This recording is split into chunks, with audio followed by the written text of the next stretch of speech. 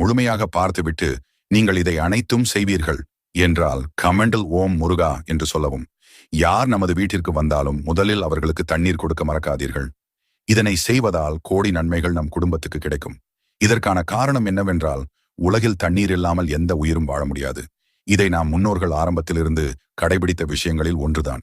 நம் வீட்டுக்கு வருபவர்களுக்கு தண்ணீர் கொடுக்கும் போது அவர்களுக்கு அது இன்னும் சந்தோஷத்தை கொடுக்கும். இதே ஒருவர் கோபமாக நம் வீட்டிற்கு வரும்போது அவர்களுக்கு தண்ணீர் கொடுத்தால் அவர்களின் சில கோபத்தை அந்த தண்ணீர் அளிப்பதால் குறைத்துவிடும். கோபம், சந்தோஷம், சோகம் என்று எப்படி அவர்கள் வந்தாலும் அதை மாற்றும் சக்தி இந்த ஒரு குவளை தண்ணீருக்கு உண்டு. அதனால் எப்போதும் யாராவது உங்களிடத்தில் தண்ணீர் கேட்டால் இல்லை என்று மட்டும் சொல்லிவிடாதீர்கள். அது மட்டுமில்லை, முருகன், சிவன், பெருமாள், லக்ஷ்மி, பார்வதி தேவி என்று அனைத்து கடவுளின் ஆசீர்வாதமும் இதனை செய்வதினால் உங்களுக்கு கிடைக்கும். தவிச்ச வாய்க்கு தண்ணீர் கொடுக்கும் போது உங்கள் பரம்பரையே சாபத்திலிருந்தும் தப்பித்துக் கொள்ளலாம் என்று ஆன்மீகத்தில் சொல்லப்படுகிறது.